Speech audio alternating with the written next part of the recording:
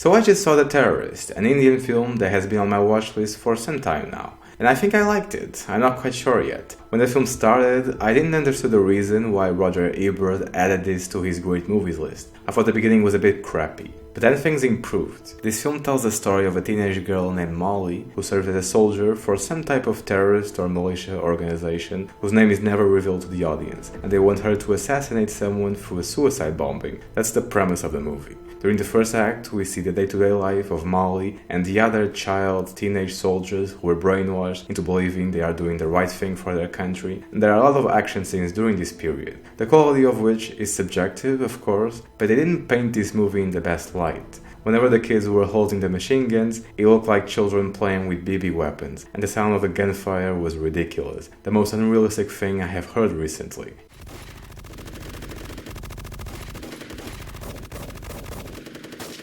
It made the film look like a school play, where it's all just make-believe. And I don't think that's the impression the movie wanted me to get from watching those scenes. But maybe I'm wrong, because there are stylized sequences that give the impression that maybe the film isn't going for realism, at least not all the time. When Molly gets the assignment from the leaders of the terrorist organization, they never show us their faces, we just hear their voices, even when they are in front of the camera. And this is a movie filled with close-ups of people's faces, so it's obvious they did this for a reason. This was an artistic choice. So maybe there was also a reason for why the sound the guns made when they were fired and the sound a machete did when it was hitting a human body was so blatantly fake. I don't know, I'll have to watch this film a few more times. But I don't think I'll do that. I didn't find the rest of the plot all that fascinating. The best thing about this film are the visuals. The cinematography is amazing. Every shot looks naturally beautiful and it really gives you the feeling you're watching something meant to be on film. A story that could only be told through this medium. And that is especially impressive when you read about the production and budget this movie had. This does not look like something that was shot in less than 20 days or had a budget of between $25,000 to $50,000. I would have guessed at least 10 million, but most likely more. So you can bet I was shocked when I found out the real budget. Really gives you a new perspective on how a movie can look expensive and movie-like and at the same time not be that expensive.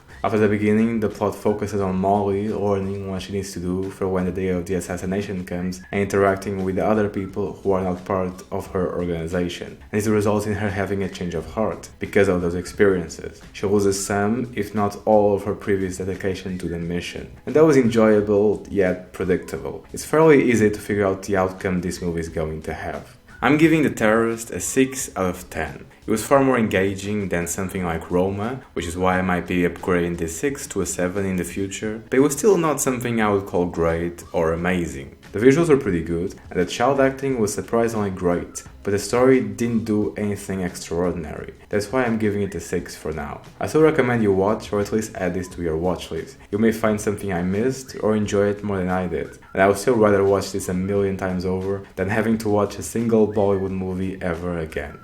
Anyway, see you next time.